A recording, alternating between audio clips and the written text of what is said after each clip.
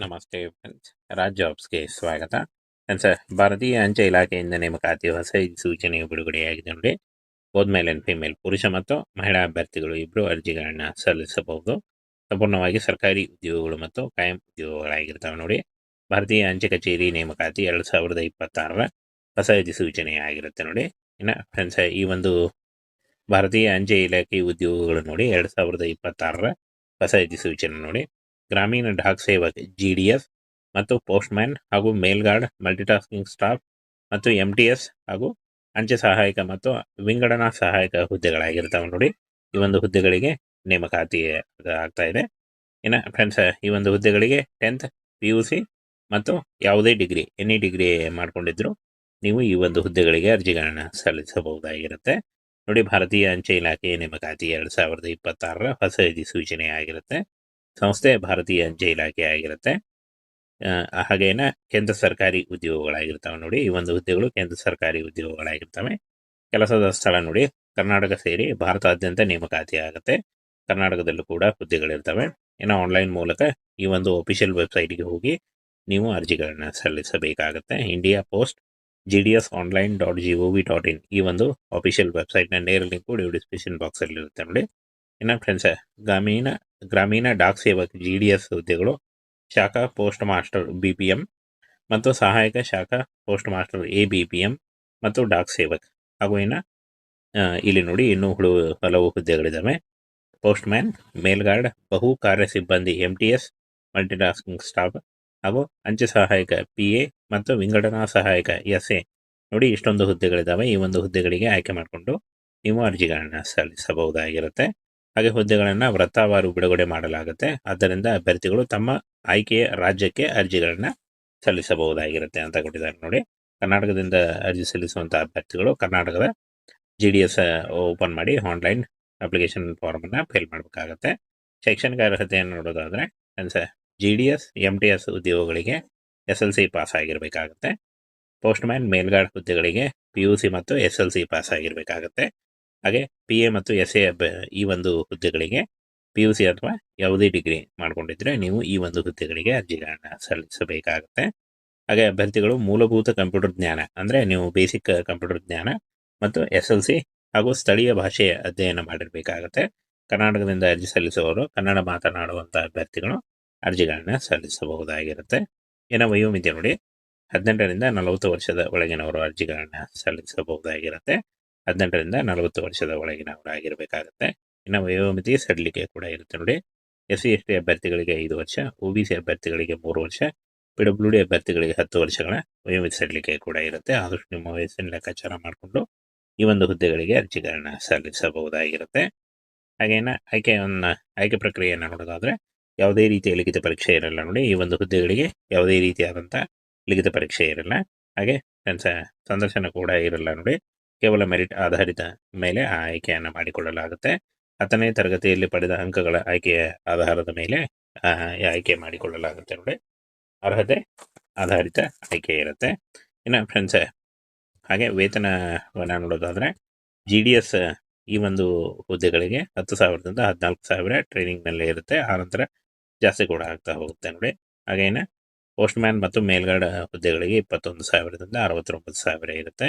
MTS ಹುದ್ದೆಗಳಿಗೆ 18ರಿಂದ 56,000 ಇರುತ್ತೆ. PA ಮತ್ತು SA ಹುದ್ದೆಗಳಿಗೆ 25,000ದಿಂದ 81,000ವರೆಗೂ ಪರ್ ಮಂತ್ ಸ್ಯಾಲರಿ ಆಗಿರುತ್ತೆ ನೋಡಿ. ಇನ್ನು ಅರ್ಜಿ ಶುಲ್ಕವನ್ನು ನೋಡೋದಾದರೆ ಸಾಮಾನ್ಯ OBC EWS ಅಭ್ಯರ್ಥಿಗಳಿಗೆ 100 ರೂಪಾಯಿ ಅರ್ಜಿ ಶುಲ್ಕ ಇರುತ್ತೆ. ಹಾಗೆ SC ST PWD ಹಾಗೂ ಮಹಿಳಾ ಅಭ್ಯರ್ಥಿಗಳಿಗೆ ಯಾವುದೇ ರೀತಿಯಾದಂಥ ಅರ್ಜಿ ಶುಲ್ಕ ಇರಲ್ಲ. ಈ ಒಂದು 100 ರೂಪಾಯಿಯನ್ನು ನೀವು ಪಾವತಿ ಮಾಡುವ ವಿಧಾನ UPI, debit card, credit card, net banking ಅಥವಾ ಆನ್ಲೈನ್ಗಳ ಮೂಲಕ ನೀವು ಪೇ ಮಾಡಬಹುದಾಗಿರುತ್ತೆ. ಇನ್ನು ಫ್ರೆಂಡ್ಸ್, ಅಗತ್ಯವಿರುವಂಥ ದಾಖಲೆಗಳು ನೋಡಿ.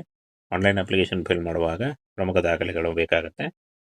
10th ಮತ್ತು PUC ತರಗತಿಯ ಅಂಕಪಟ್ಟಿ, ಆಧಾರ್ ಕಾರ್ಡು, ಜಾತಿ ಪ್ರಮಾಣ ಪತ್ರ, ನಿವಾಸ ಪ್ರಮಾಣ ಪತ್ರ ಹಾಗೂ ಪಾಸ್ಪೋರ್ಟ್ ಗಾತ್ರದ ಛಾಯಾಚಿತ್ರ ಅಂದರೆ ಒಂದು ಫೋಟೋ, ಮೊಬೈಲ್ ಸಂಖ್ಯೆ ಮತ್ತು ಇಮೇಲ್ ID ಮೂಲಕ ನೀವು ಈ ಒಂದು ಡಾಕ್ಯುಮೆಂಟ್ಸ್ಗಳ ಮೂಲಕ ಆಯ್ಕೆಯನ್ನು ಅಂದರೆ ನೀವು ಅಪ್ಲೈಯನ್ನು ಮಾಡ್ಬೋದಾಗಿರುತ್ತೆ.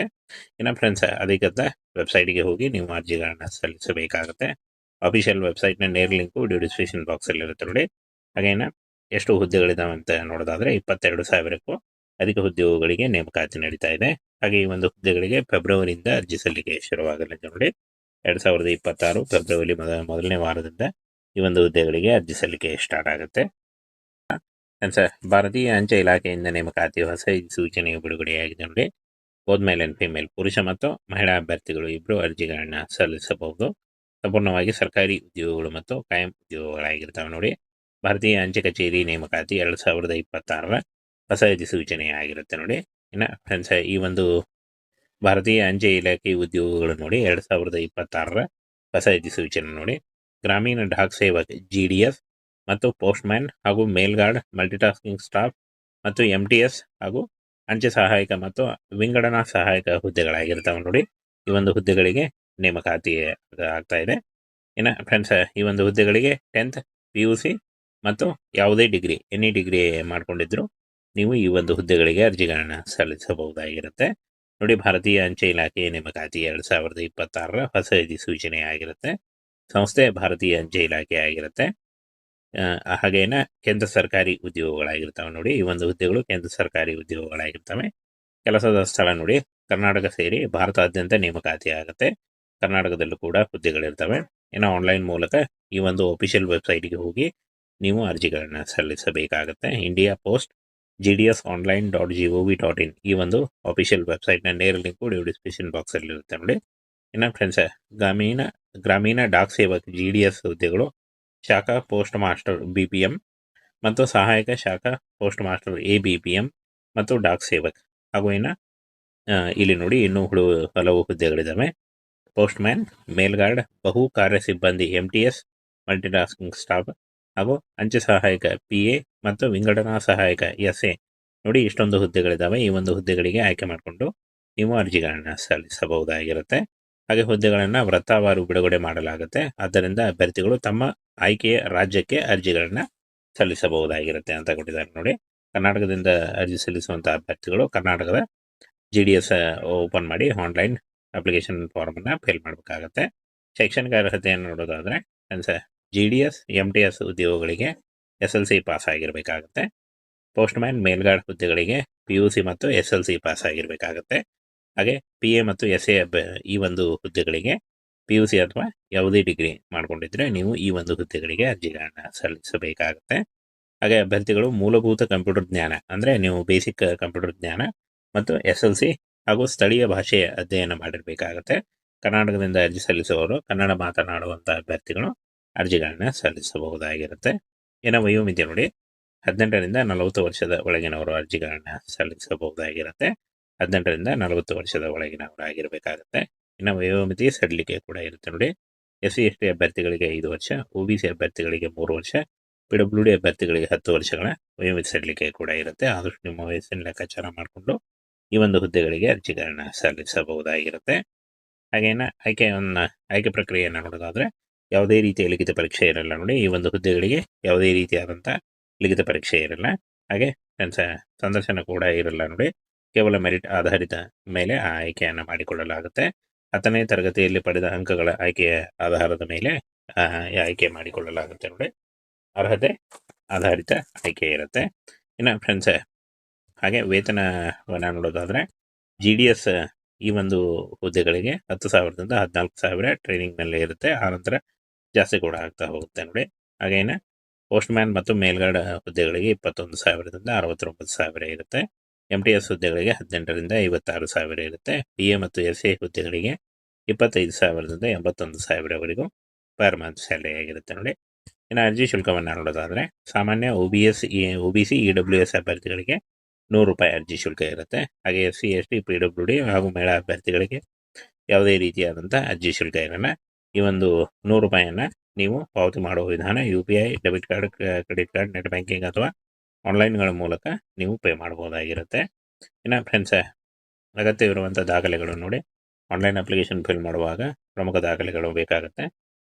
10th ಮತ್ತು PUC ತರಗತಿಯ ಅಂಕಪಟ್ಟಿ, ಆಧಾರ್ ಕಾರ್ಡು, ಜಾತಿ ಪ್ರಮಾಣ ಪತ್ರ, ನಿವಾಸ ಪ್ರಮಾಣ ಪತ್ರ ಹಾಗೂ ಪಾಸ್ಪೋರ್ಟ್ ಗಾತ್ರದ ಛಾಯಾಚಿತ್ರ ಅಂದರೆ ಒಂದು ಫೋಟೋ, ಮೊಬೈಲ್ ಸಂಖ್ಯೆ ಮತ್ತು ಇಮೇಲ್ ID ಮೂಲಕ ನೀವು ಈ ಒಂದು ಡಾಕ್ಯುಮೆಂಟ್ಸ್ಗಳ ಮೂಲಕ ಆಯ್ಕೆಯನ್ನು ಅಂದರೆ ನೀವು ಅಪ್ಲೈಯನ್ನು ಮಾಡ್ಬೋದಾಗಿರುತ್ತೆ.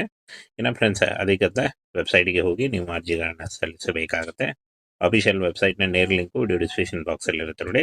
ಹಾಗೇನ ಎಷ್ಟು ಹುದ್ದೆಗಳಿದಾವೆ ಅಂತ ನೋಡೋದಾದರೆ 22,000ಕ್ಕೂ ಅಧಿಕ ಉದ್ಯೋಗಗಳಿಗೆ ನೇಮಕಾತಿ ನಡೀತಾ ಇದೆ.